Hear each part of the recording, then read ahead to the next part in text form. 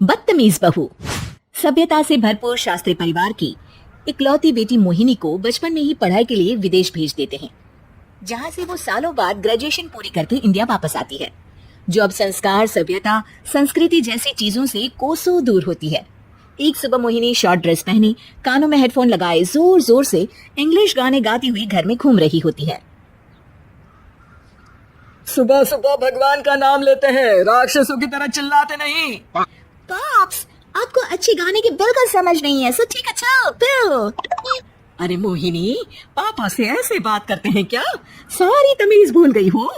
Mom please, इतनी बड़ी भी कोई बात नहीं हुई, सो डोंट ओवररिएक्ट। ऐसे ही दिन बीतते हैं जिसमें मोहिनी के तौर तरीके, रहने और बात करने का ढंग उसके मम्मी पापा को परेशान करने लगता है। भला कोई मानेगा कि ये मेरी बेटी है? रीति रिवाज और संस्कारों से तो इसका दूर दूर तक कोई नाता नहीं, और अब तो लगता भी नहीं कि कभी होगा। अरे ऐसे कैसे नहीं होगा? लड़कियां सारे नखरे अपने माँ बाप को ही दिखाती है। ससुराल जाकर उन्हें सब कुछ करना भी पड़ता है और मानना भी।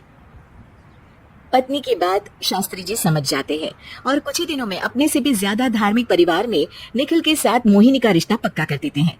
रिश्ता तो पक्का कर दिया, पर यहाँ मोहिनी को कैसे मनाएंगे? शादी ब्याह के मामले में आटे में नमक जितना झूठ तो चलता है जी।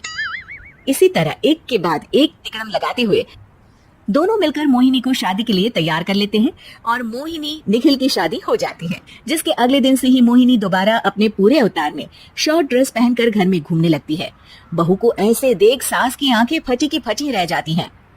अरे यह क्या बेशर्मी है, हमारे घर की लड़कियां जींस तक नहीं पहनती और तुम बहू होकर इतना छोटे कपड़े पहनकर पूरे घर में घूम रही हो। सीरियसली मॉम, प्लीज आप अपनी इस 80 के दशक वाली सोच में मुझे इंक्लूड मत करो। हाय तौबा, एक तो बेशर्मी दिखाती है, ऊपर से सास के साथ जुबान भी लड़ाती है। अरे जल्दी कपड़े बदल कर आ, घर की पहली आरती तुम्हें ही करनी है। इतनी देर में निखिल भी वहां आ जाता है। माँ पापा आने वाले हैं, पूजा का सारा सामान तैयार है ना? ये पूजा हमेशा मेरे बॉयफ्रेंड्स के पीछे पड़ी रहती थी और अब हस्बैंड के पीछे भी आ गई।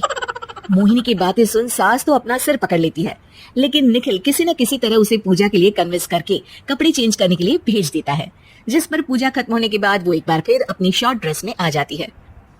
ओह, ये क्या तरीका है? संस्कार नाम की कोई चीज है या नहीं? नहीं ससुर जी, संस्कार मेरा दूसरा बॉयफ्रेंड था, अब तो मेरा उससे कोई कांटेक्ट नहीं है। मोहिनी का जवाब सुन के ससुर तो भगवान नाम जपते वहां से चले जाते हैं, लेकिन सास बहू के बीच कहासुनी फिर शुरू हो जाती है, जिसे इग्नोर करते हुए मोहिनी घर से बाहर चली जाती है और देर रात घर वापस आती है। मोहिनी, मैं जानता हूँ कि तुम विदेश में रही हो और तुम्हें वहीं की आदत है, पर यहाँ चीजें कुछ अलग है। अगर तुम उस हिसाब से कुछ एडजस्ट कर लो तो सबके लिए सही हो जाएगा। I am not in a lecture mood. Good night.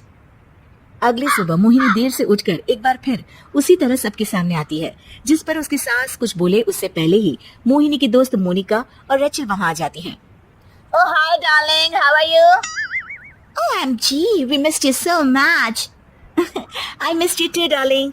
Ram Ram, इन्होंने तो तुमसे भी छोटे कपड़े पहने हैं। अरे तुम लोगों के अंदर कोई शर्म लिहाज बाकी भी है या सब बेच खाई?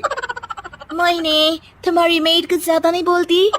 इस पर मोहिनी की दोस्त उसकी सास का मजाक बनाने लगती है, जिसे सुन निखिल उन्हें जवाब देते हुए कड़वे शब्द सुना देता है और वो सुन के वो दोनों तो मुंह बनाए वहां से चली जाती है, लेकिन गुस्से से लाल मोहिनी वहीं खड़ी निखिल को घूरती रहती है। घूर क्या रही हो? तुमसे शादी की ये सोचकर कि विदेश में पढ़ी लिखी हो, घर में कोई पॉजिटिव चेंज लाओगी, अपनी करियर के लिए एम्बिशियस होगी, पर अपने इस बिहेवियर से उस पढ़ाई के साथ साथ अपने मम्मी पापा के नाम को भी डुबो रही हो। अगर तुम्हें ऐसे ही हाल रखना है तो यहाँ रहने की कोई जरूरत नहीं है। निखिल की बातें सुनकर मोहिनी रोते हुए घर छोड़कर अपनी मम्मी पापा के पास वापस आ जाती है। ससुराल में सब कुछ ठीक तो है? वो अपने आप को समझते क्या है? मोहिनी पर चिल्ला रहे हैं? मैं क्यों उसके इशारों पर चलूं? मैं अपनी लाइफ अपने तरीके से जीना चाहती हूँ और वो ना आप लोगों को मंजूर था और ना ही उन्हें है।